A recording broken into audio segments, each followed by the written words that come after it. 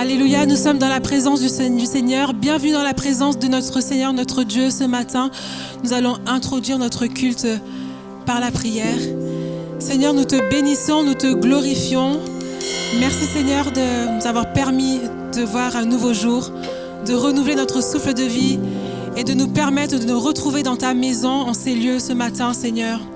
Alors que nous sommes ici, Seigneur, nous appelons ta sainte présence en ces lieux. Viens et nous visiter, Seigneur. Viens nous faire du bien. Viens parler à ton peuple, Seigneur Jésus. Nous attendons puissamment à toi, Seigneur. Et en ces lieux, Seigneur, nous prions afin que nous ne sortons pas de la même façon que nous sommes rentrés. Un souffle nouveau aujourd'hui dans nos vies, Seigneur, dans ton Église, Seigneur. Alors viens, nous t'invitons, Saint-Esprit de Dieu, en ces lieux. Sois élevé, sois glorifié, sois magnifié. Amen. Bonjour de nouveau, Église. Comment allez-vous ce matin? Ça va? Ah, ils vont bien, ça va. Aujourd'hui, c'est la fête des mères. Nous allons commencer par souhaiter une bonne fête à nos mamans. Est-ce qu'on peut les honorer? Nos mamans en devenir, celles qui aspirent à être mères, celles qui gèrent un foyer, une maison, qui ont une responsabilité. Nous vous célébrons ce jour. Nous vous aimons. Vous êtes bénies, nos chères mamans. Vous êtes nos piliers, vous êtes notre source de vie et que le Seigneur continue de vous équiper, de vous recharger, de vous ressourcer, de vous bénir afin de pouvoir accomplir la mission qu'il vous a donnée. Alléluia. Amen. Nous entrons dans les parvis de notre Seigneur avec des chants de louange et de reconnaissance. Notre Dieu vient, il est présent, il est là et c'est à lui que nous rendons la gloire ce matin. Qui peut arrêter notre Dieu ce matin? Qui peut arrêter notre Dieu? Personne. Alors qu'il vient et qu'il se manifeste, nous nous prosternons devant lui, devant sa gloire. Alléluia, il vient sur les nuées. Les rois du monde s'inclineront et nous également, nous nous prosternons devant lui. Alléluia.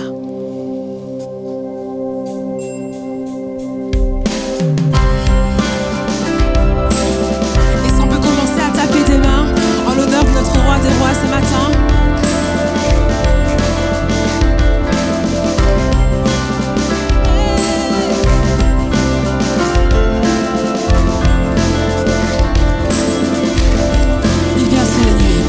Il vient sur les nuées, les rois du monde s'inclineront. Les chaînes seront brisées quand les cœurs déclarent sa louange. Qui peut arrêter notre Dieu? Notre Dieu est le lion de Juda. Il rugit puissamment et il combat pour nous. Tout genou fléchit devant lui. Notre Dieu est l'agneau sacrifié pour les péchés du monde. Son sang brise les chaînes.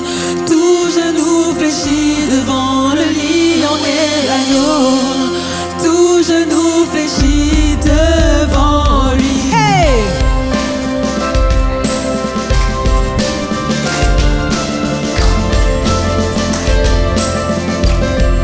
Ouvrez grand les portes. Ouvrez grand les portes. Laissez entrer le roi des rois. Le Dieu qui vient sauver et libérer tous les captifs. Qui peut arrêter notre Dieu? Notre Dieu est le lion de Juda. Il rugit puissamment et il combat pour nous. Tout genou fléchit devant lui. Notre Dieu est l'agneau sacrifié pour les péchés du monde. Son sang brise les chaînes. Tout genou fléchit devant le lion et l'agneau. Tout genou fléchit devant lui. Tout genou fléchit.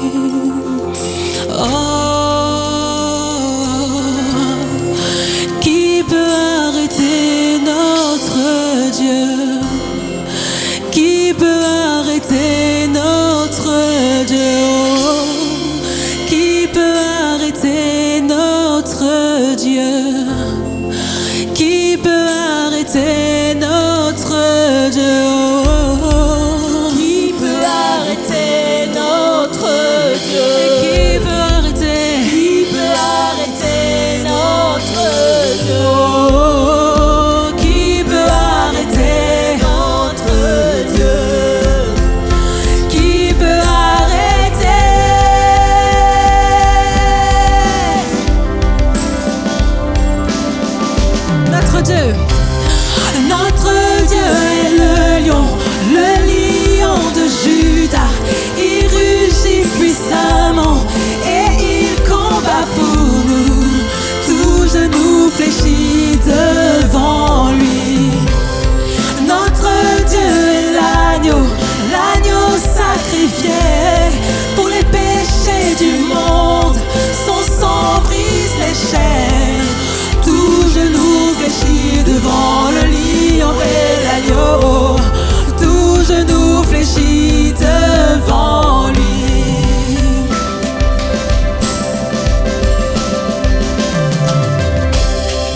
Alléluia. Est-ce qu'on peut acclamer en l'honneur notre roi des rois, le sauveur de ce monde? Alléluia. Oh oui, Seigneur, tu es grand, tu es majestueux. Ton nom est majestueux, Seigneur. Le nom de Jésus est puissant. Il y a quelque chose dans le nom de Jésus, quelque chose de grand qui nous dépasse. La parole de Dieu déclare qu'il n'y a aucun autre nom sur la terre, sous la terre, dans les cieux, qui puisse égaler le nom de Jésus. Et c'est ce que nous voulons continuer à proclamer. Le nom de Jésus, plus haut que tous les noms. Alléluia. Le nom de Jésus.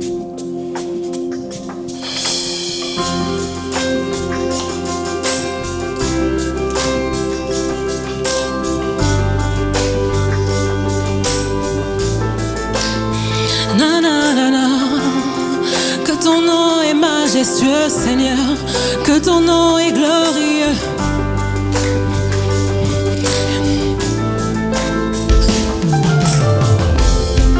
Que ton nom est majestueux, Seigneur, sur toute la terre. Ton nom est fort et puissant, ton nom est glorieux et grand. En lui nous sommes sauvés. Le nom de Jésus, plus haut que tous les noms. Roi des rois, aucun nom n'est comme le sien. Le nom de Jésus, plus haut que tous les noms. Alpha, Oméga, aucun nom n'est comme le sien. Hey! Est-ce qu'on peut louer le Seigneur en ces lieux? Est-ce qu'on peut l'acclamer, taper des mains en son honneur? Wouh! Ton nom est comme un doux parfum. Ton nom est comme un doux parfum, déverse sur mon âme, sur mon âme, sur mon âme. En ton nom, nous surmontons tout. En ton nom, nous surmontons tout. En ton nom, nous avons la vie. Ton nom est tout puissant. Ton nom est tout puissant. Le nom de Jésus, plus haut que tous les noms. Tu es le roi, roi des rois. Aucun nom n'est comme le sien. Tu es seul nom. Le nom de Jésus, plus haut que tous les noms. Tu es Alpha, Oméga. Aucun nom n'est comme le sien. Le nom de Jésus, le nom de Jésus, plus haut que tous les noms. Roi des rois, aucun nom n'est comme le sien. Le nom de Jésus, plus haut que tous les noms. Alpha, Oméga, aucun nom n'est comme le sien. Aucun autre Dieu. Et aucun autre Dieu n'a vaincu la mort que Jésus-Christ le ressuscité. Nous l'élevons plus haut. En son nom tout genou fléchit, en son nom tout homme est sauvé.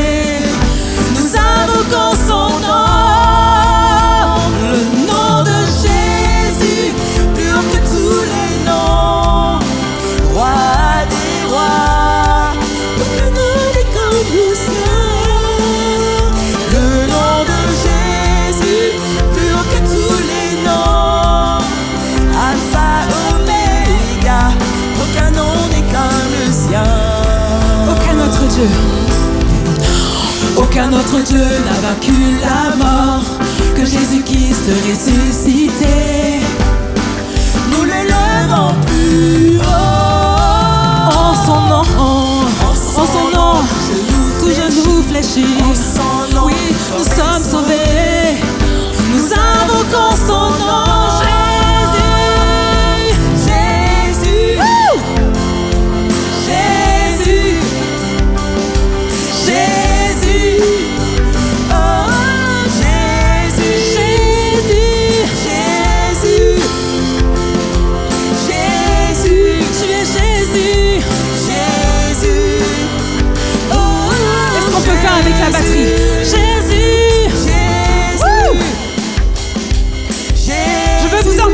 Jésus, Jésus.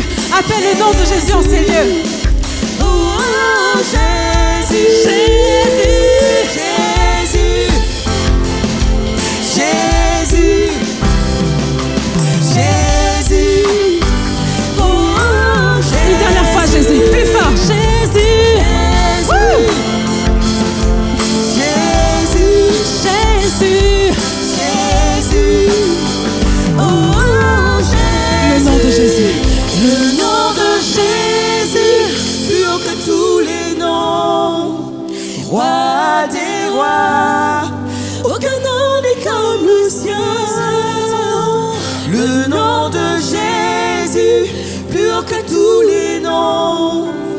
Alpha, Oméga, aucun nom n'est comme le sien.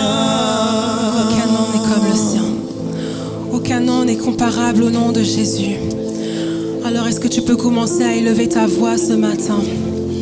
Commencer à proclamer que le nom de Jésus est au-dessus de toutes choses. Le nom de Jésus est au-dessus de toutes choses, de ta vie, des nations, de ce monde. Est-ce que tu peux commencer à élever le nom de Jésus? Alléluia, élève son nom, élève son nom. Alléluia. Oh Jésus. Alléluia. Nous reconnaissons ta sainteté, ta suprématie, Seigneur. Et alors que nous allons entrer dans ce temps de Sainte Seine, je vais demander aux personnes qui ont été désignées pour la préparation de la Sainte Seine de bien vouloir s'approcher afin de préparer les éléments. Et pendant ce temps, nous allons continuer à élever nos voix vers notre Seigneur. Nous reconnaissons qu'il est le seul et l'unique sur le trône. Nous reconnaissons qu'il est digne de louange, digne d'honneur et digne de gloire. Nous reconnaissons que personne n'est comme lui. Amen. Digne es-tu, Seigneur. Alléluia. Alléluia.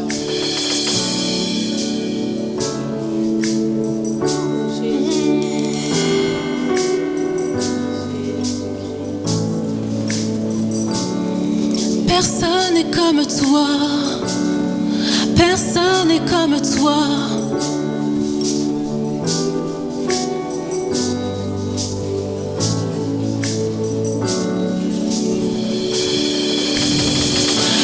Lui seul est sur le trône, Jésus, Dieu saint, digne de nos louanges, d'honneur, de gloire. Lui seul est sur le trône, lui seul est sur le trône.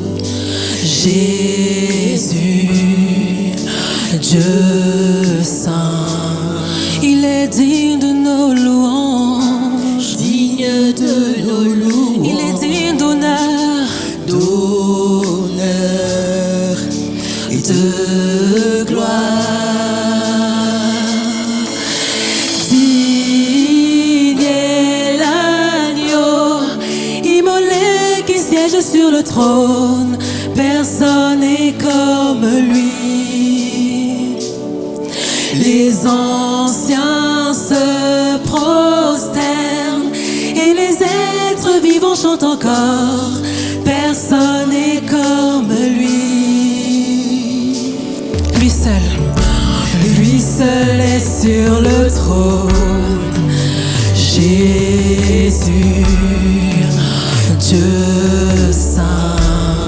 Tu es digne de nos louanges, digne de nos louanges. Tu es digne de gloire, d'honneur, de gloire. Digne est l'agneau, digne est l'agneau, immolé qui siège sur le trône. Personne n'est comme lui, personne n'est comme toi. Les anciens se prosternement encore. Personne n'est comme lui.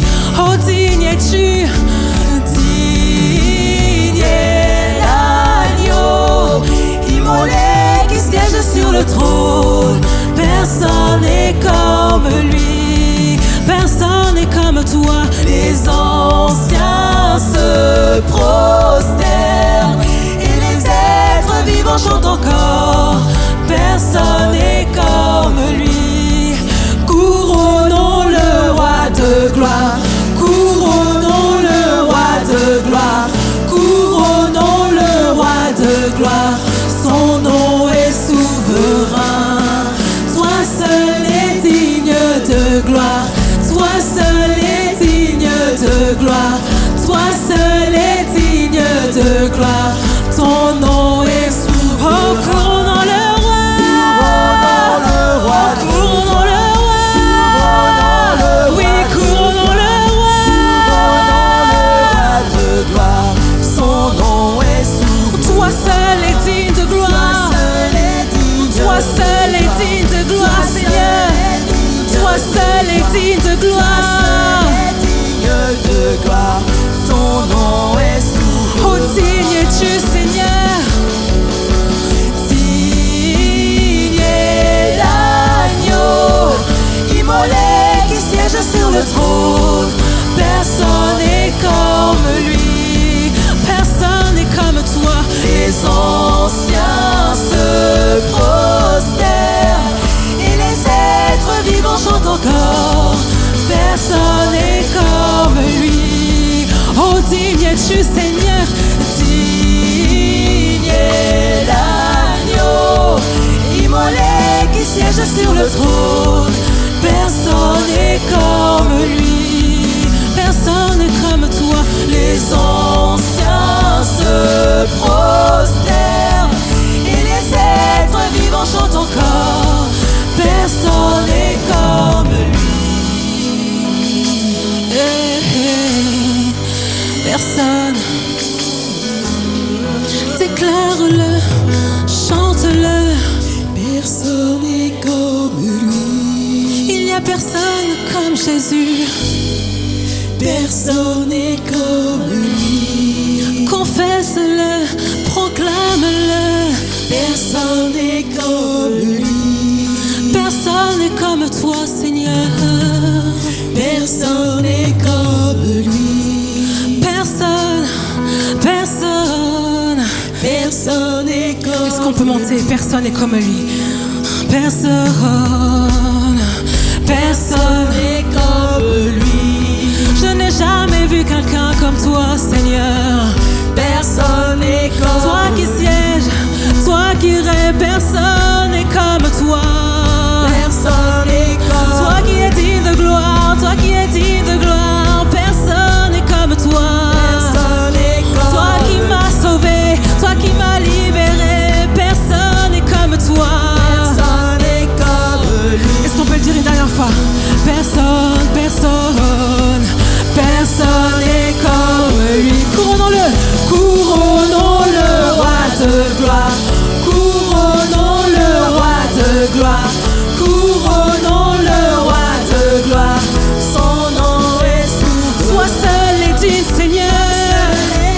Toi seul est digne, Seigneur. Toi seul est digne, Seigneur. Digne de gloire. Ton nom est souverain. Oh, digne es-tu.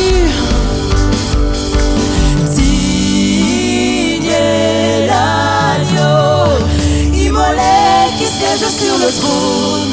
Personne n'est comme lui.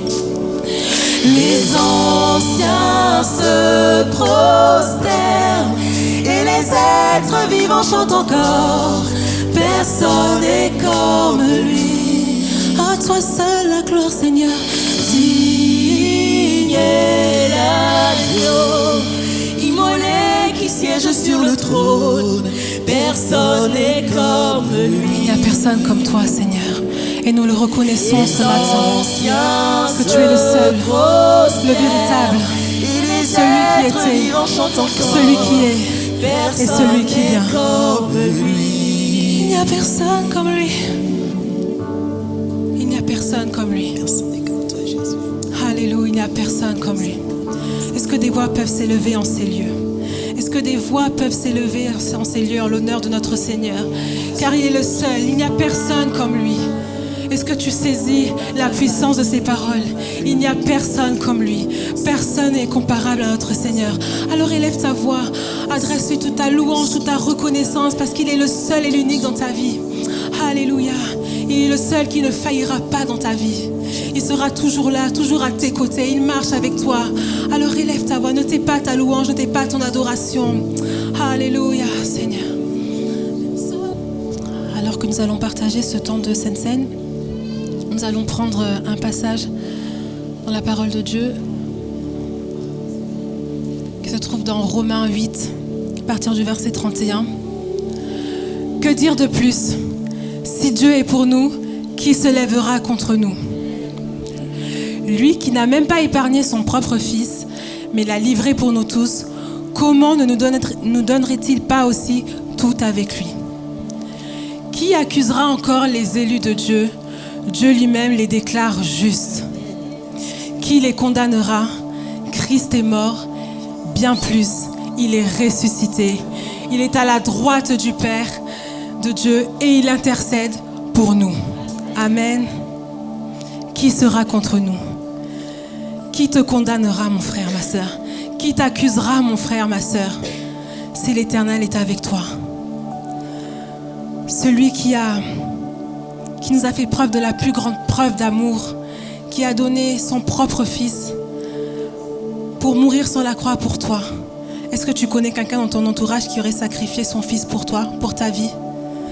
Moi, en tout cas, je ne connais pas, mais je sais que Dieu l'a fait pour moi. Et si Dieu a sacrifié son propre fils, alors pourquoi ne prendrait-il pas soin de moi? Qui sera contre moi? Qui peut encore me condamner? Puisque par le sang de son fils, je vis aujourd'hui. Et tu vis toi aussi. Alors que nous allons prendre le pain et le vin, tu vas venir dans la présence de ton Seigneur avec un cœur repentant déjà. Et avec un cœur plein de reconnaissance pour tout ce qu'il a fait pour toi. Avec un cœur rempli d'amour pour ton Seigneur parce qu'il est avec toi. Il marche avec toi. Mon frère, ma soeur, depuis que tu as été racheté, tu es libre. Plus personne n'est contre toi. Tu penses qu'il y a des choses qui peuvent te perturber au quotidien, mais tout cela n'est rien, car le Seigneur est avec toi. Tu n'es plus personne ne te condamne, plus personne ne t'accuse. Tu marches avec le Seigneur. Alors, je vais laisser mon frère prier et je vais inviter toutes les personnes qui sont baptisées d'eau à bien vouloir se tenir debout afin de faciliter la distribution. Et toi qui n'as pas encore pris cette décision, fait ce chemin, c'est le moment. C'est le moment de te poser la question, mais qu'est-ce qui m'empêche de franchir ce pas? Qu'est-ce qui m'empêche de passer de l'autre côté? Qu'est-ce qui m'empêche? Prends ce temps de réflexion. Il y a les pasteurs qui sont là, les responsables qui sont là. N'hésite pas à te rapprocher d'eux. Mais s'il te plaît, je t'en supplie, ne perds pas cette occasion de vivre la vraie vie et la liberté en Christ. Amen. Amen. Merci Seigneur. Si nous tenons, Seigneur, aujourd'hui, Seigneur, dans ce lieu, Seigneur, c'est parce que nous voulons commémorer, Seigneur, ce que tu as fait, Seigneur, à la croix. Tu es mort, Seigneur, pour nous, pour nos péchés, et bien plus, tu es ressuscité. Alors, Seigneur, nous voulons te dire merci, Seigneur, pour ça, Seigneur. Car, Seigneur, nous sommes pécheurs et nous sommes imparfaits. Mais plus, Seigneur, nous nous rapprochons de toi, plus nous voulons, Seigneur, te ressembler, Seigneur, et devenir, Seigneur, comme toi, Seigneur. Alors, Seigneur, il ne faut pas, Seigneur, attendre, Seigneur, d'être parfait pour venir à toi. Juste ouvre ton cœur et puis laisse parler, Seigneur, ton esprit. C'est ainsi, Seigneur, que j'ai prié en ton nom. Amen. On va prendre ce dernier chant. Maintenant je vis. Alléluia. Maintenant je vis. Je suis libre. Je vis dans la joie et dans la paix de mon Seigneur. Amen. Alors je t'invite à te lever. On va se réjouir ensemble encore. Alléluia.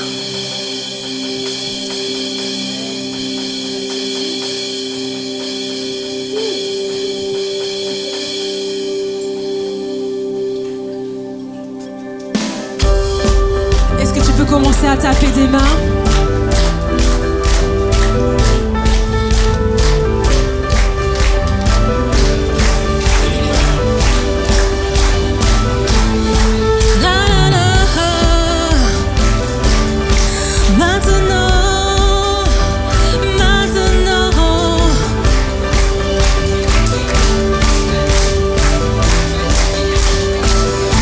On y va, je m'éveille. Je m'éveille car je sais qu'avec toi, tous mes rêves ont un sens. Je veux vivre ma vie pour toi. J'ai pris ma décision. Tu me relèves, tu me montes tes merveilles. À jamais jeune en ton amour, car tu m'as libéré. Oh Dieu, aucun moment n'est perdu. Vois le soleil percer les ténèbres, noir et blanc, maintenant se change en couleur. Mon sauveur, oui tu fais toutes choses nouvelles. Maintenant je vis.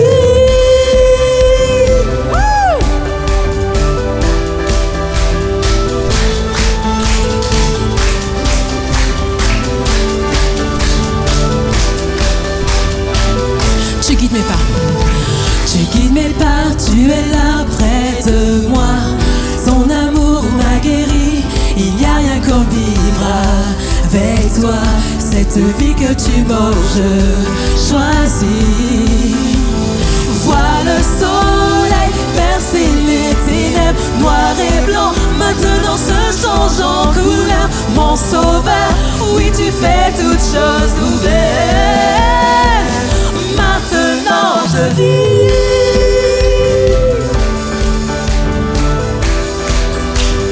Maintenant je vis. Oh,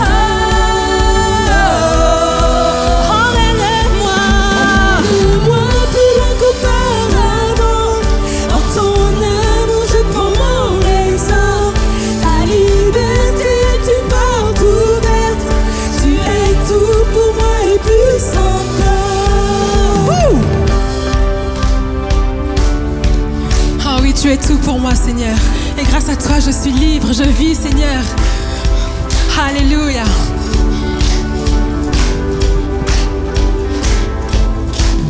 Vois le soleil percer les ténèbres, noir et blanc, maintenant se change en couleur. Mon sauveur, oui tu fais toutes choses nouvelles.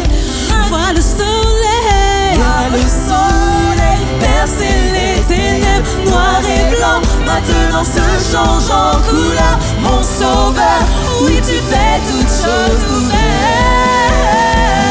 Maintenant je vis.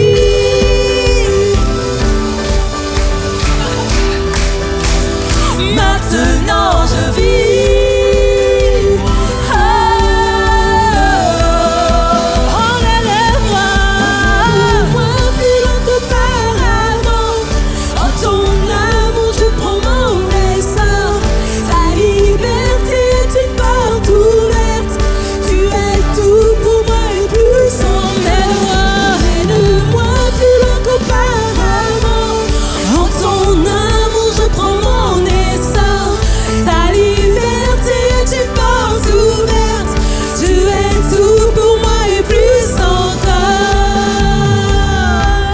Alléluia. Est-ce que nous pouvons acclamer en l'honneur de notre Seigneur qui nous a libérés, qui nous a justifiés, rachetés à grand prix. Et nous marchons dans la liberté, dans la joie, dans la victoire, dans la paix de notre Seigneur. Amen. Est-ce que je peux prier pour les offrandes, mon frère? Seigneur, merci beaucoup encore pour ce matin, parce que tu es un Dieu glorieux, Seigneur. Nous l'avons chanté, Seigneur. Personne n'est comme toi, et seul toi, Seigneur, tu es digne de gloire, Seigneur, digne d'honneur, Seigneur, digne de notre vie comme offrande. Seigneur, nous avons l'habitude d'écouter des paroles, Seigneur, que ce soit dans le monde, Seigneur, entre nous. Mais Seigneur, vraiment, nous voulons disposer nos cœurs afin d'écouter ta parole. Seigneur, que ta parole nous remplisse, Seigneur, de toi, de ton esprit, Seigneur, de sagesse, Seigneur. Et qu'elle nous ouvre les yeux, Seigneur, avec les temps qui courent, afin que nous puissions discerner, Seigneur, ce qui vient de toi et ce qui ne vient pas de toi. Seigneur, nous te bénissons également pour...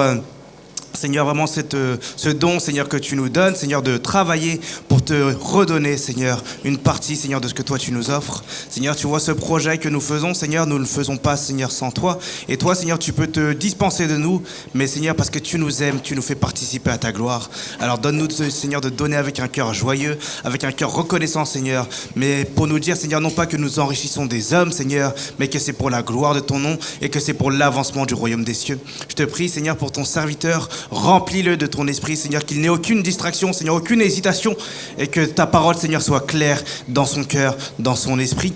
Et Seigneur, vraiment que nos cœurs, Seigneur, soient des terres fertiles pour recevoir encore plus, Seigneur, la semence que tu vas nous donner encore aujourd'hui.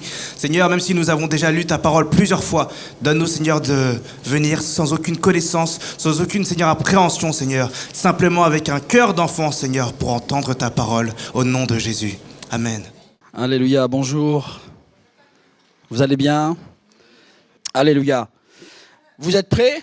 Si vous voyez votre voisin s'endormir, un bon coup de coude, pas trop fort, mais vous le réveillez, hein, vous le gardez réveillé. Est-ce que ce matin, là, au premier culte, ça coupait du bois? Non, ce matin, j'en ai vu qui faisait la sieste.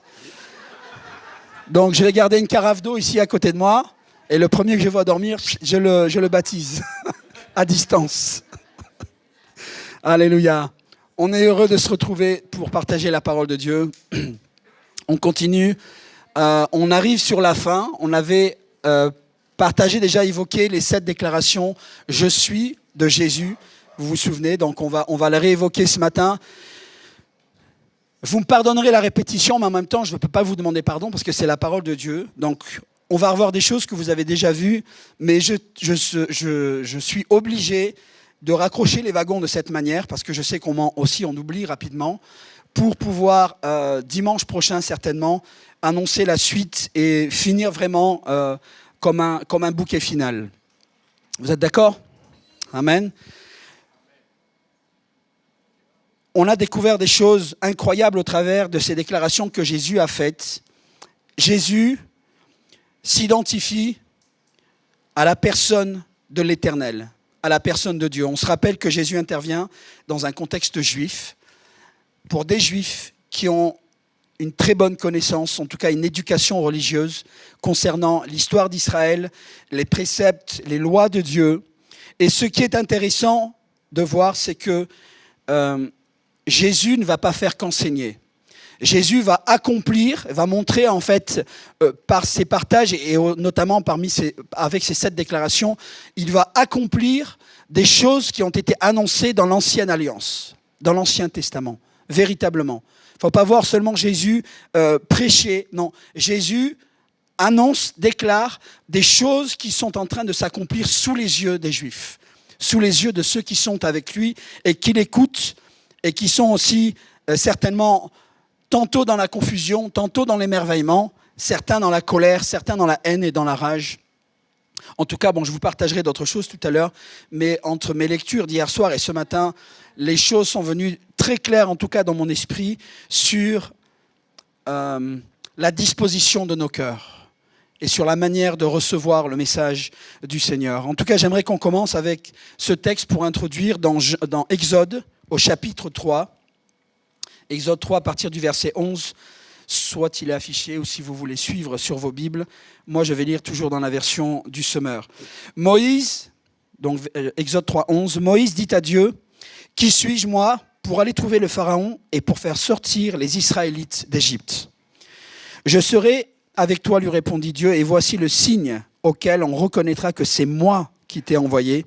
Quand tu auras fait sortir le peuple hors d'Égypte, vous m'adorerez sur cette montagne-ci. » Moïse reprit, « J'irai donc trouver les Israélites et je leur dirai, le Dieu de vos ancêtres m'a envoyé vers vous. Mais s'ils me demandent quel est son nom, que leur répondrai-je ? Alors Dieu dit à Moïse, je suis celui qui est, ou je suis celui qui suis, ça dépend de vos versions. Puis il ajouta, voici ce que tu diras aux Israélites. Je suis. Si ça avait été nous, on aurait dit Karim, Bernard, Esther, Maurice. Non, là il dit je suis, c'est-à-dire lui, sa personne, son nom. Je suis, m'a envoyé vers vous. On va revenir là-dessus. Puis tu leur diras, l'Éternel, le Dieu de vos ancêtres, le Dieu d'Abraham, d'Isaac et de Jacob, m'a envoyé vers vous. C'est là mon nom pour l'éternité. C'est sous ce nom que l'on se souviendra de moi pour tous les temps. Amen. Je prie vraiment que nos cœurs, là, nos pensées, nos esprits soient alignés avec la parole. Vous savez, quand on lit la parole, c'est quelque chose de surnaturel. Vous êtes avec moi ? La parole, c'est la parole de Dieu. Et la parole de Dieu, elle est vivante. Le don spirituel disait tout à l'heure, voilà, il suffit d'un pas de foi. Le Seigneur, on ouvre sa bouche, on l'invoque et il agit dans notre vie. Mais selon la disposition de ton cœur maintenant avec la parole, le Seigneur va faire en fonction de ta soif, en fonction de ton attente. Si tu es venu passer un culte tranquille, tu vas passer un culte tranquille. Par contre, si tu en veux un peu plus, tu vas recevoir un peu plus. Si tu en veux beaucoup, tu vas recevoir beaucoup. Amen. C'est pas juste des amen de politesse, hein. Attends, il n'y a plus d'amen, c'est Amen. Alléluia. On n'est pas dans une religion, frères et sœurs. Jésus est vivant, il attend. Et vous savez, Jésus, il n'est pas là pour plaire. Il a fallu que des hommes comme Bartimée crient, hurlent son nom, le stoppent sur son chemin pour que Jésus finalement se détourne. Et nous, parfois, on dit non, Dieu sait toutes choses, j'attends. Dieu est souverain. Ouais, mais il passe. Jésus, il est passé, c'est fini. Tu l'attends, il est passé. Mais non, Dieu est compassion, Dieu est amour, Dieu sait... Mais oui, amen, mais il est passé quand même. Il est passé. Parce qu'on est trop spirituel, on est trop compliqué. Des fois, on est plus spirituel que le Seigneur. Si tu as faim, tu as soif, tu le réclames. Et tu insistes, et tu insistes, et tu insistes. Comme Jacob qui s'est battu. Je ne te laisserai aller que tu ne m'aies béni. Vous imaginez là? Et nous, avec nos théories à nous, là, nous, on aurait fait une danse, vous voyez. Non, Jésus, il a attrapé l'ange de l'Éternel. Je ne te lâche pas. Tu me bénis ou je ne te lâche pas. Et il a fini par le bénir. Il y a un alléluia. Il y a plein de personnes à amener au Seigneur dans cette salle ce matin, je crois. Seigneur, aide-nous. Je suis celui qui est, je suis celui qui suis. Je suis, tu leur diras aux Israélites, je suis m'a envoyé vers vous.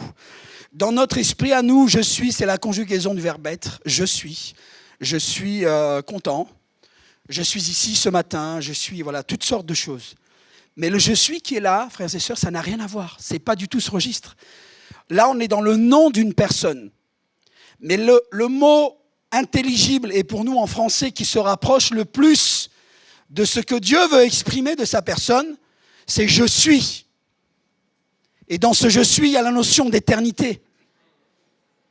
Je suis, c'est l'accomplissement, c'est l'aboutissement de toute chose. Je suis.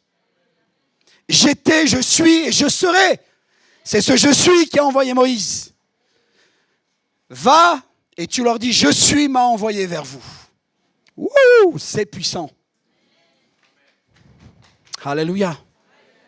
Je suis m'a envoyé vers vous. Il a dû être un peu, ça grattait la tête Moïse, il dit oh là là, ils vont, comme on dit, ils vont bugger là, les Israélites. Qu'est-ce qu'ils vont comprendre quand je vais leur dire je suis? Mais oui, parce que les Juifs ont une toute autre notion. Merci mon frère. Tu auras ta bénédiction. Les Juifs ont une toute autre notion de ces choses-là que nous.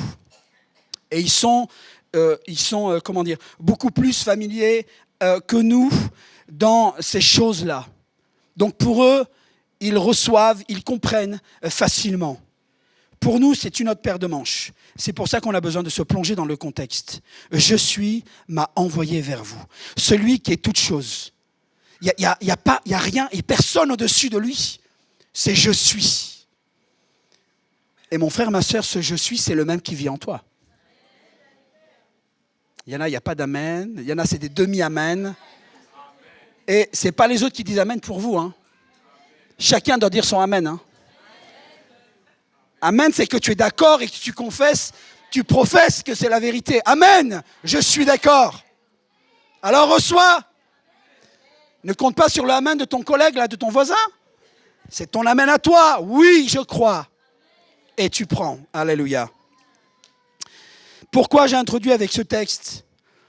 Parce que c'est exactement à cela que Jésus se réfère quand il prêche, notamment dans l'évangile selon Jean. L'évangile selon Jean, c'est un plaidoyer pour la divinité de Christ.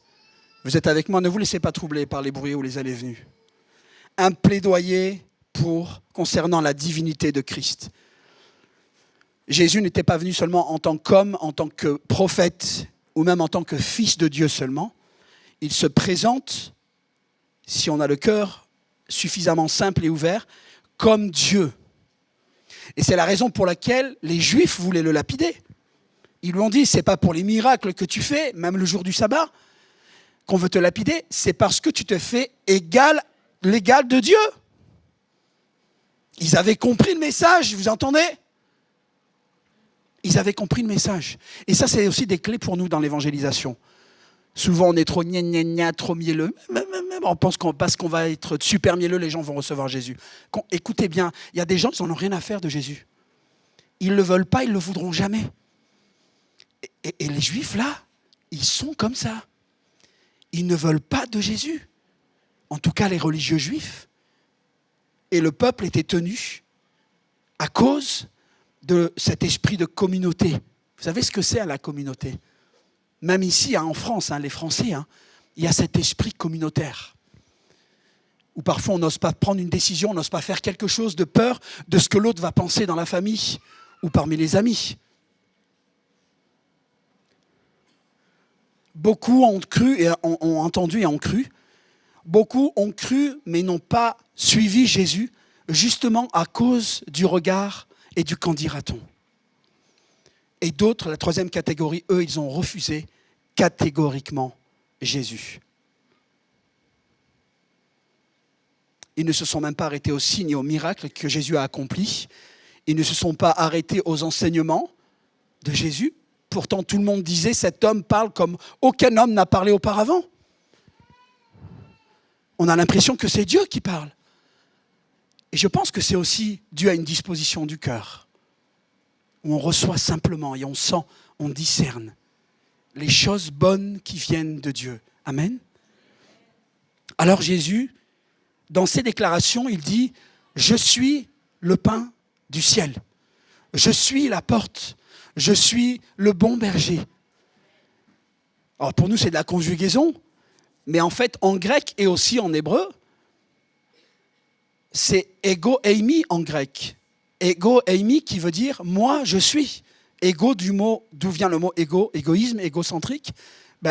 Ego en grec, c'est moi. Et Jésus donc parle, il dit « ego eimi, moi je suis ». Et ensuite, il annonce ce qu'il est.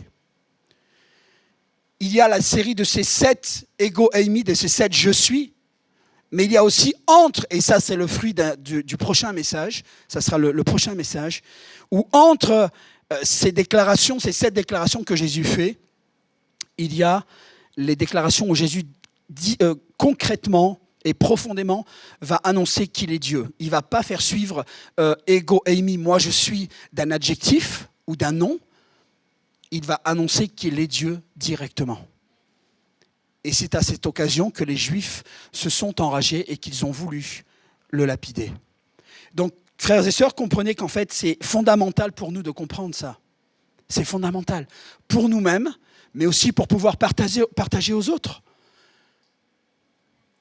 Parce que ta foi, elle a besoin d'être enracinée. Vous savez, nous les humains, on s'affie beaucoup aux sentiments et aux émotions. Et beaucoup de chrétiens tournent aux émotions et aux sentiments dans la foi. C'est pour ça que ça fait comme ça. Et, c'est OK choral, les manèges. On monte, on descend. Mais non, la foi, ça doit être linéaire. Et ça grimpe. Pourquoi? Parce qu'on est attaché au Seigneur.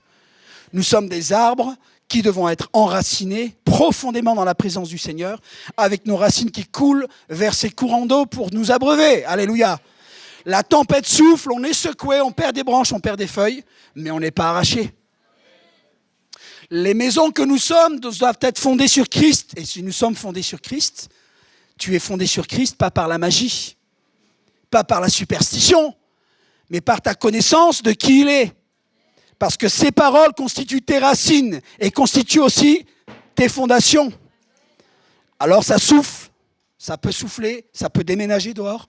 Tu vas perdre des volets, tu vas perdre des pots de fleurs, tu vas perdre quelques tuiles de ta maison. C'est l'image de ta vie, mais ta maison, elle va rester en place. Amen. Ta maison, elle va rester en place. Et frères et sœurs, je vous le dis souvent, et je vous le redis, on ne va pas vers de beaux jours.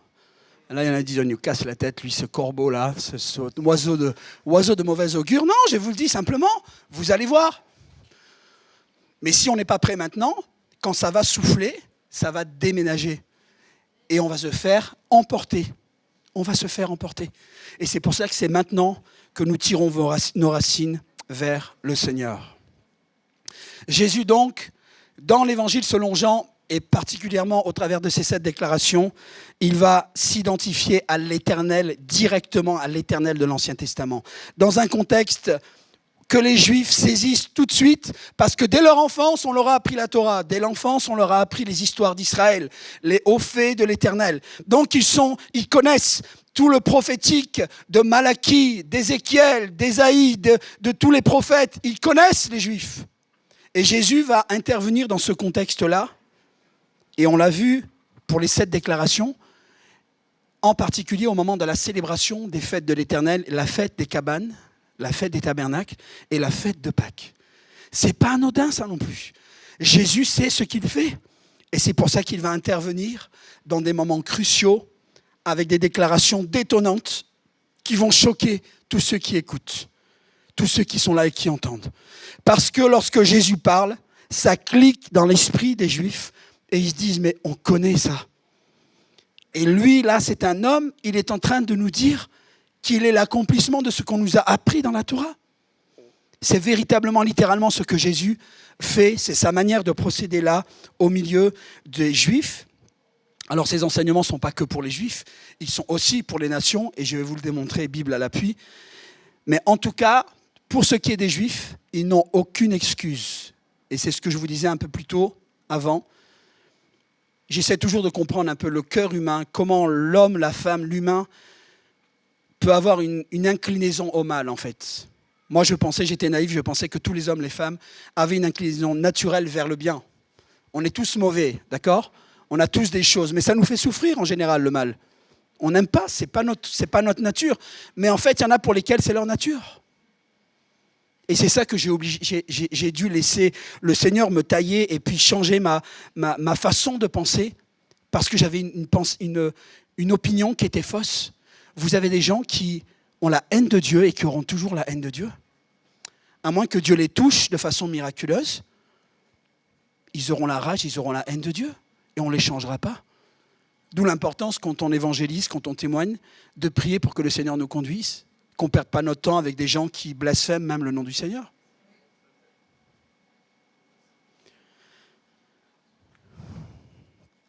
Vous êtes toujours là ?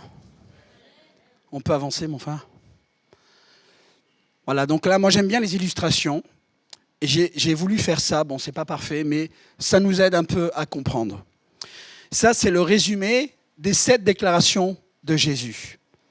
J'avais une autre idée en tête, mais je n'arrive pas à la matérialiser, à la formaliser. Donc j'espère que ça viendra dans les prochaines semaines, les prochains mois, et je vous rapporterai un complément. En tout cas, ces vignettes-là nous donnent un aperçu du message de Jésus. Donc on lit par le bas, vous voyez, il y a des numéros de gauche à droite, 1, 2, 3, 4, et on monte au lieu de descendre. La première, qu'on a bien tous identifiée, où Jésus déclare qu'il est le pain du ciel. La deuxième, la lumière du monde. Il y a des chrétiens dans la salle ? Ils disent, non mais ça c'est pour les enfants, on n'est pas à l'école du dimanche là. Mais je suis sûr qu'on serait étonnés. Hein.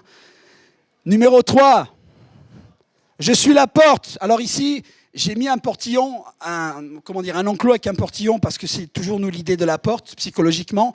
Mais vous vous souvenez, la particularité de l'enclos de la bergerie, selon la Bible, il n'y a pas de portillon. Peut-être le jour, mais la nuit, en tout cas, le berger est couché à l'emplacement de la porte. C'est le berger qui est la porte. Pour ça que Jésus a dit, je suis la porte et je suis le bon berger. Parce que le bon berger, c'est lui qui fait la porte, qui fait office de porte. Et s'il y a un loup qui vient, il va le chicoter. Amen. Numéro 5. C'est tout ? La résurrection et la vie, alléluia. Je suis la résurrection et la vie. Vous vous rendez compte ? Les déclarations de Jésus, c'est puissant. Numéro 6, on l'a vu récemment. Je suis le vrai cep. Je suis la vraie vigne. Sous-entendu qu'il y en a une fausse. Ou il y en avait une autre, mais qui n'a plus lieu. Puisque Israël était la vigne de Dieu, mais le régime a changé. La vigne est devenue Christ. Et nous sommes devenus quoi, nous ? Les serments. Il y en a qui sont en vitesse de croisière, je sens là, non? Ça va? J'espère que vous êtes concentrés, hein, sinon je vous impose les mains. Numéro 7, on finit avec... J'ai rien compris. Hein. Je suis le chemin, la vérité et la vie. Vous vous souvenez de ce témoignage que je vous ai partagé la dernière fois? Moi, je suis le chemin, la vérité, la vie. Cette vision de cette écriture dans le ciel en arabe qu'une centaine de Marocains avaient expérimenté il y a une vingtaine d'années ou une trentaine d'années. Moi, je suis le chemin, la vérité, la vie.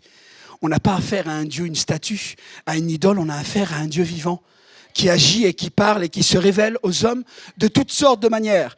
Je suis le chemin, la vérité, la vie. Mieux encore, parce que c'est plus correct, je suis le chemin parce que je suis la vérité et la vie. 2 colonnes, la vérité et la vie. 2 notions hyper importantes, fondamentales pour les Juifs dans le judaïsme. La vérité et la vie. C'est pour cela qu'il est le chemin. Quand on dit « je suis le chemin, la vérité et la vie », il y a 3 éléments. En fait, il y en a 2 qui nous poussent vers l'élément qui est le chemin. Si on veut la vérité, la vie, alors on suit le chemin qui est Jésus. Amen. Alléluia. On peut avancer ?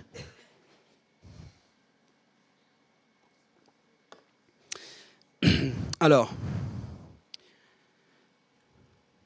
dans la plupart des éléments que Jésus utilise lorsqu'il se révèle, lorsqu'il annonce et qu'il dit « Je suis le pain du ciel ». On le voit dans Jean chapitre 6, on ne va pas relire, on ne va pas perdre du temps à revoir des choses qu'on a déjà vues ensemble. En tout cas, il y a eu le miracle de la multiplication des pains et des poissons, vous vous souvenez? Et là vient la discussion des pains. Jésus utilise cette opportunité et il annonce devant tout le monde « Je suis le pain qui descend du ciel. Je suis le pain vivant qui descend du ciel. » Et là s'engage la discussion avec les Juifs qui lui demandent en quel honneur et de quelle manière il ose annoncer des choses pareilles. Et Jésus annonce en disant « Celui qui vient à moi n'aura plus jamais faim, et celui qui croit en moi n'aura plus jamais soif. » La faim et la soif. Il est le pain, mais il est aussi la source d'eau vive. Amen. Vous vous souvenez de la Samaritaine? Je vous l'ai déjà dit, vous avez vu, et vous ne croyez pas. Jésus a annoncé les choses de façon évidente, de façon ouverte, de façon claire. Il fallait qu'il y ait des cœurs qui soient répondants devant. Donc Jésus va utiliser l'image du pain pour expliquer ce qu'il est. Et il va utiliser quoi? Il va s'appuyer sur quoi dans la culture des Juifs? De la manne. Et il va leur dire aux Juifs, vous avez mangé la manne, mais cette manne-là ne vous a pas donné, ne vous donnez pas la vie. Elle ne vous donne pas la vie éternelle. Moi, le pain que je vous donne, il vous donne la vie éternelle. Et Jésus donc va faire appel à un élément qui est connu dans l'histoire et dans la pensée des Juifs, c'est-à-dire la manne, le pain qui est descendu du ciel. Et ça, tous les Juifs sont OK avec ça. Ils ne discutent pas. Personne ne discute le fait que la manne est tombée du ciel. Mais ils avaient tendance à diviniser la chose. Et Jésus vient et il supplante la manne, puisqu'il dit qu'il est supérieur à la manne. Et on va lire le texte ensemble.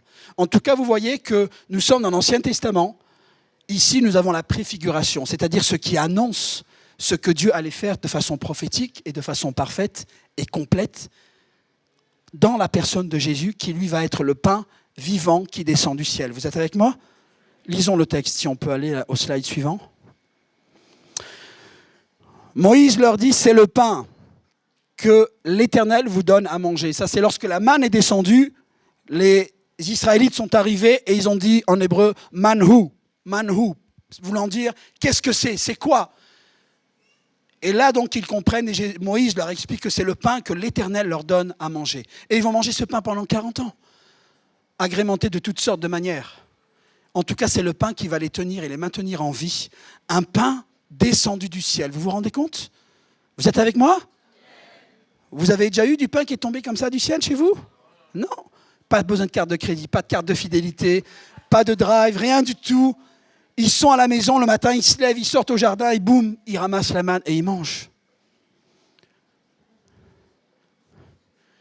C'est une préfiguration de ce que le Seigneur avait prévu pour nous. Nous n'avons plus de manne qui descend, mais nous avons Christ dans nos vies, qui lui est cette manne et cette nourriture journalière que nous allons chercher. C'est une image et avec quoi nous nous nourrissons. Amen. Jésus dit, donc, le texte suivant, c'est Jean 6, « Moi, je suis le pain vivant. » En comparaison de l'autre pain, de la manne qui est tombée du ciel, mais ce pain n'était pas vivant. Bien qu'il venait de Dieu, c'était un pain, c'était miraculeux, mais il n'était pas vivant. Jésus dit, moi je suis le pain vivant, descendu du ciel. Si quelqu'un mange de ce pain-là, il vivra éternellement.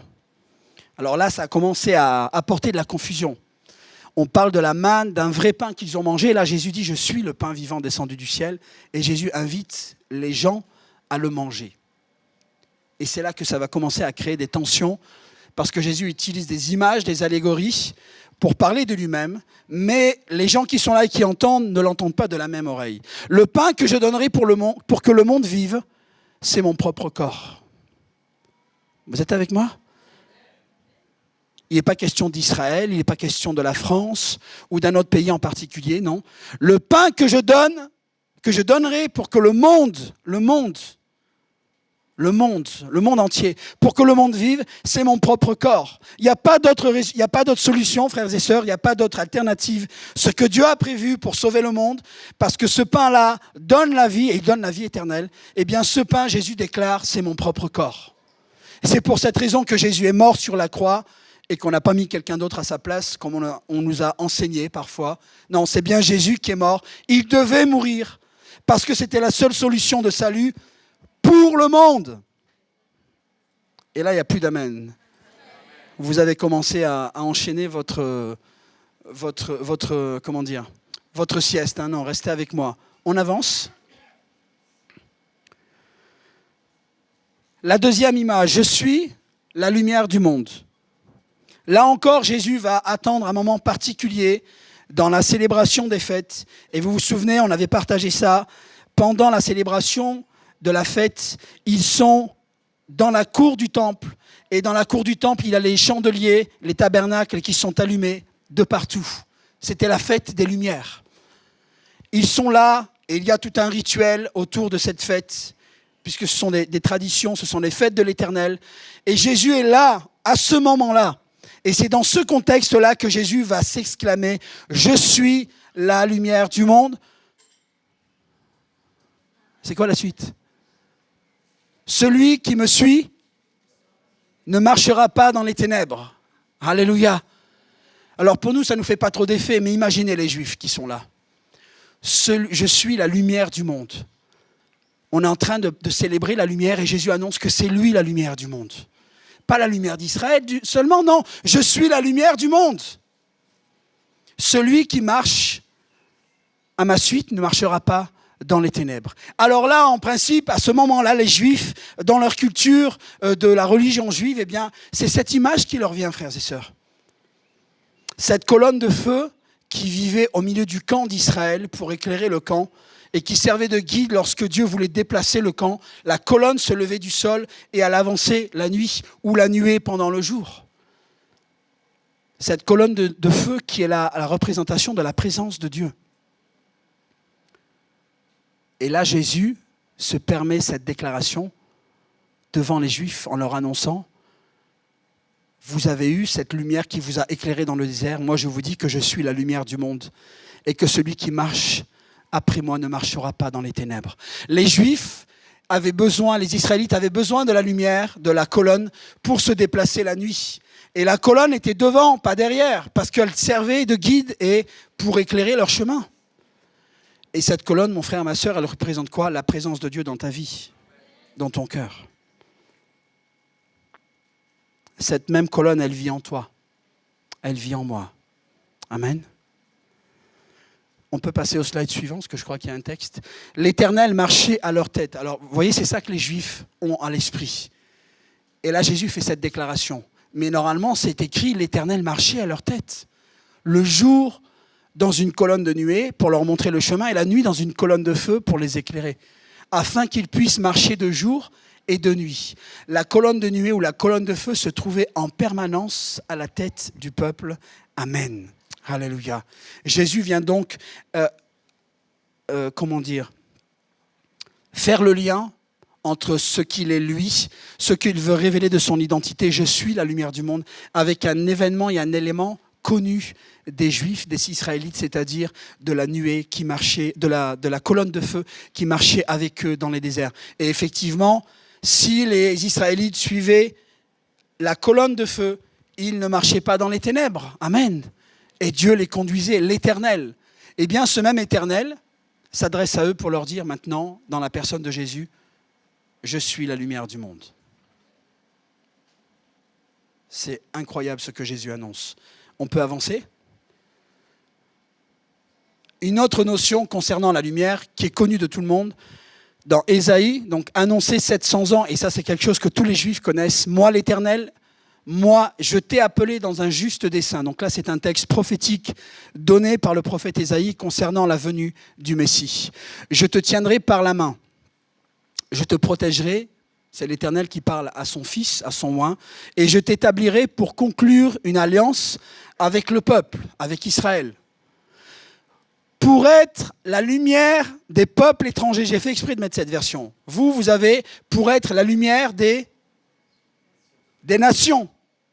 Et les nations, ce terme-là, c'est pour différencier les gens issus des peuples étrangers par rapport à Israël. Il y avait une distinction très claire de fait.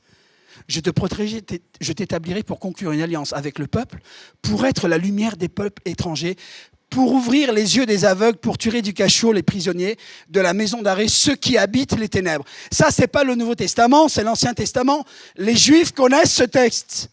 Alors, quand Jésus est venu, et que là, dans la cour du temple, il fait cette annonce, je suis la lumière du monde, mais il y a ce texte aussi qui leur vient à l'esprit. L'annonce prophétique du Messie qui allait être la lumière des nations, qui allait être la lumière des peuples. Eh bien, cette lumière des peuples, elle est là devant eux. Et elle s'annonce, elle se présente devant eux. Et d'autres éléments qui ont dû certainement les interpeller quand ils ont vu les miracles et Jésus guérir les yeux des aveugles, les yeux des malades. Les gens retrouvaient la vue. Et le texte, qu'est-ce qu'il dit ? Que celui qui allait venir, il allait ouvrir les yeux des aveugles et tirer du cachot les prisonniers. Alors ces éléments-là ont certainement titillé le cœur des Juifs et ils ont été interpellés en voyant Jésus prier, guérir les malades, ressusciter les morts, parce qu'ils étaient là dans un dilemme entre la religion, entre ce qu'on leur avait appris et ce qu'ils voyaient devant eux. Difficile selon eux à accepter parce que le Messie, selon eux, ne viendrait pas de cette manière. Le Messie viendrait comme un héros de guerre qui allait les libérer de l'emprise romaine. Et c'est à cause de tout ça qu'ils ont refusé de reconnaître Jésus comme leur Messie. Jésus est véritablement la lumière de ce monde. Il est la lumière des nations. Et là encore un texte qui est bénissant parce qu'on nous a fait croire qu'à chaque peuple sa religion. Mais tous les textes que nous lisons depuis tout à l'heure, il y a toujours un indice sur le fait que Dieu se révèle aux nations, pas seulement à Israël. Israël n'avait pas l'exclusivité de l'Éternel. C'est malheureusement ce qu'ils pensent de nos jours, et c'est ce qui crée ce qu'on voit dans les actualités. Mais autant eux que les musulmans, en fait, tout le monde se trompe.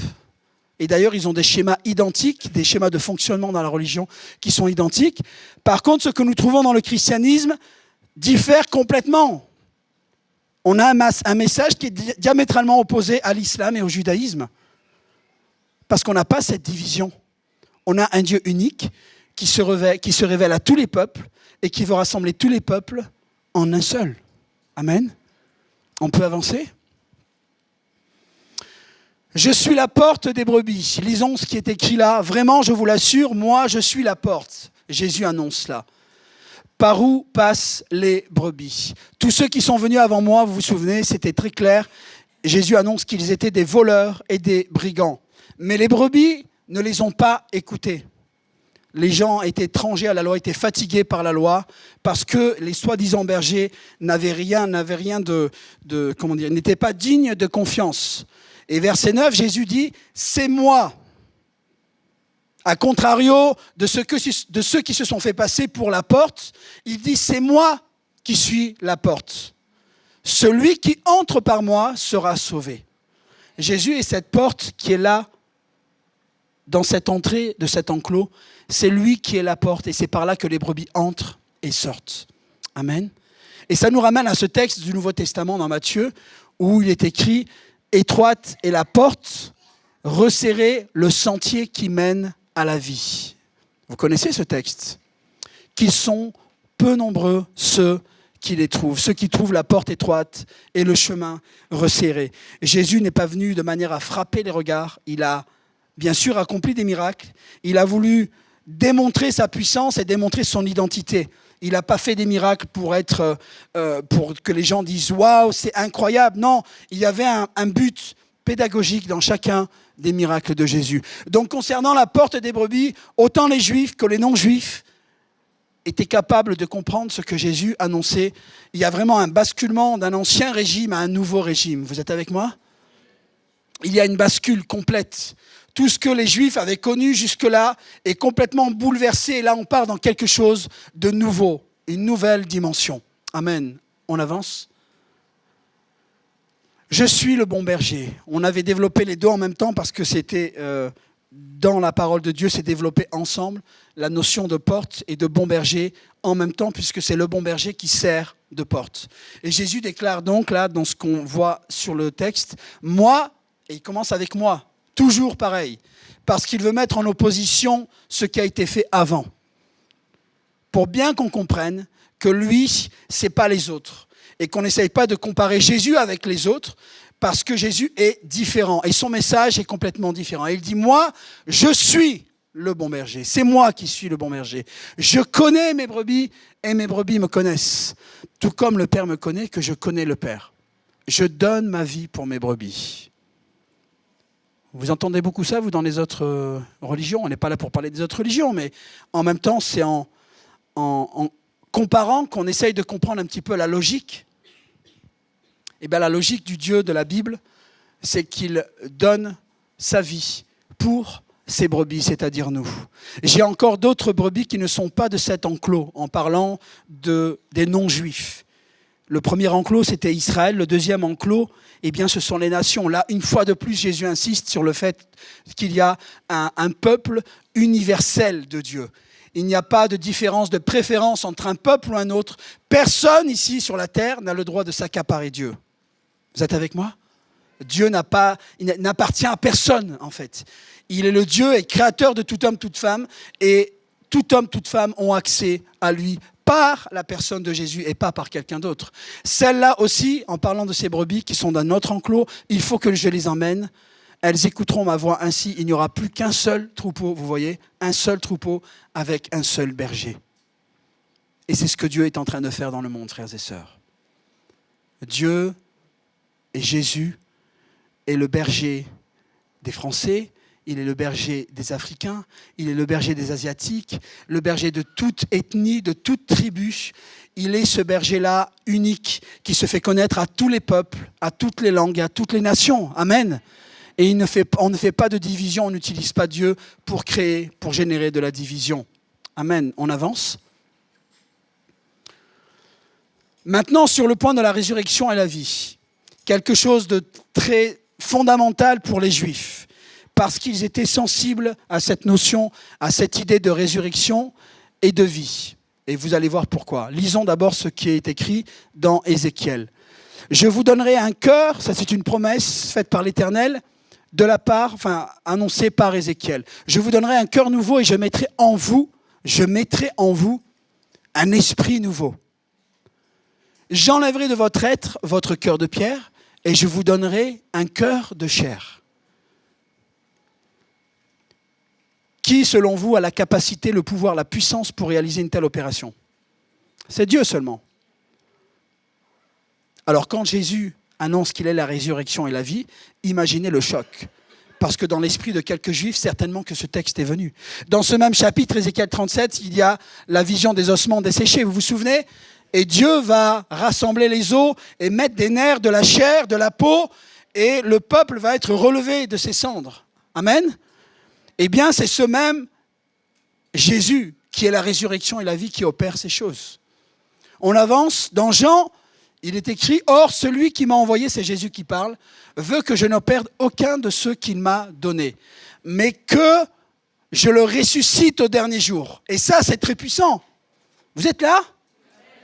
Vous êtes sûr, hein ? Vous pincez votre voisin pour vous assurer qu'il a encore... des fois, on a les yeux ouverts, mais on n'est plus conscient, là. Assurez-vous qu'il est conscient, votre voisin. Celui qui m'a envoyé, donc Jésus annonce que celui, le Père qui l'a envoyé, veut qu'il ne perde aucun de ceux qu'il lui a donné, mais que je le ressuscite au dernier jour. Qui ressuscite les morts ? Il n'y a que Dieu qui ressuscite les morts. Alors déjà, c'est le premier choc. Jésus annonce qu'il est la résurrection et la vie, et qu'il est celui qui va ressusciter les hommes et les femmes au dernier jour. Là, c'est inacceptable. Intellectuellement, c'est inacceptable. Jésus est allé trop loin. Mais il annonce qu'il est la résurrection et la vie.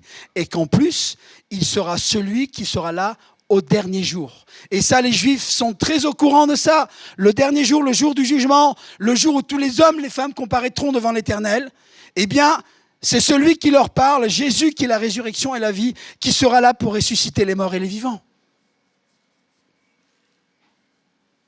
Même pas un petit amen. Ah ouais. Soit vous avez chaud, soit vous avez faim. Peut-être les deux même. Amen. On avance, comme ça on termine. Ça, nous l'avons vu il y a très récemment. On ne va pas revenir là-dessus. Mais en tout cas, là encore, on se retrouve en plein cœur de la tradition juive, une fois de plus. Et Jésus ne va pas seulement qu'évoquer ou enseigner, il va faire le lien entre lui et ce qui a été appris par les Juifs dans leur éducation religieuse. On leur avait dit qu'Israël était la vigne de l'Éternel. Et Jésus vient donc là, Jean 15, apporter une révolution nouvelle en leur disant qu'il n'était plus question de la vigne qui était Israël, mais que cette vigne était lui désormais. On rentre là encore dans une nouvelle dimension, dans une nouvelle ère, où il nous fait comprendre que c'est lui-même dont on va dépendre. Puisqu'il est le cep et que nous sommes nous les sarments, il n'est pas question de confier la vigne qu'il est ou qu'un peuple aurait été, puisqu'avant c'était Israël, à des hommes, parce que la vigne était confiée aux religieux juifs. Là maintenant, c'est Jésus qui est la vigne. C'est de lui qu'on dépend. Alléluia. On n'a pas affaire aux hommes, et ça, alléluia. Et en plus, on n'a pas affaire aux hommes, je suis en train de perdre mon idée. Oh Jésus, aide-moi. Bon, ça va revenir, c'est pas grave. On dépend de Jésus seulement, puisqu'il est la vigne. Bon, ça c'est parti, c'est pas grave. Donc c'était pas important. Si ça me revient, je vous le partagerai. Je suis le vrai cep. Ah oui, et son père est le vigneron. Alléluia. Son père est le vigneron. Vous comprenez que maintenant on est en sécurité. On ne va pas être ballotté, on ne va pas nous tromper, nous mentir, nous faire mal. Non, non, c'est de Jésus dont on dépend. Si on vient à la naissance spirituelle, c'est de lui qu'on va être issu et que nous allons devenir des sarments. Et si nous devons porter du fruit, c'est grâce à lui parce que nous sommes accrochés au cep qu'il est. Amen. Alléluia, on peut avancer et on termine. Maintenant, c'est quelque chose de puissant et il y aura d'autres choses qui vont venir qui seront bien plus puissantes et qui vont peut-être même vous choquer, mais dans le bon sens, tellement la parole de Dieu est puissante et qu'elle est précise dans le prophétique. Jésus termine donc la 7e déclaration où il dit « Je suis le chemin parce que je suis la vérité et la vie ». Là encore, dans l'esprit des Juifs, les choses sont claires à cause de leur culture, à cause de leur histoire. La vérité et la vie, deux éléments. Le chemin, c'est la conséquence. La vérité et la vie, si on prend ce rapport-là, sans chercher des symboles à tout prix, eh bien tout simplement, ça nous ramène à l'arche de l'Alliance. Il y en a qui hochent la tête, ça clique. L'arche de l'Alliance, la présence de Dieu. C'est sur cette alliance, c'est sur cet autel-là que le sang, une fois par an, le sang d'un agneau était versé pour le pardon des péchés du peuple. Et dans cette alliance, donc, qui était transportée chaque fois que le peuple se déplaçait, dans cette alliance, l'Éternel avait donné ordre de mettre un bol de manne à l'intérieur, le bâton d'Aaron, qui était fait en bois d'amandier, et les tables de la loi. Eh bien, frères et sœurs, la vérité et la vie, elles sont là. La vérité, nous avons les tables de la loi qui représentent la vérité, et la vie qui est représentée par ce bâton, qui était un bâton de berger, mais qui a repris vie. Et sur cette branche, des feuilles et des boutons et des fleurs ont repoussé. Et c'est ces éléments-là qui ont été placés dans l'arche comme un ordre par l'Éternel. Jésus leur annonce donc, je suis le chemin parce que c'est moi la vérité. La loi, c'est moi. Et parce que je suis la vie également. Amen. Il n'y a pas besoin d'en rajouter. Ce message, il est d'une puissance inégalée. Mes frères et sœurs, si moi je saute parfois là sur l'estrade quand je prêche, c'est parce que j'ai mangé ces choses et je les ai ruminées.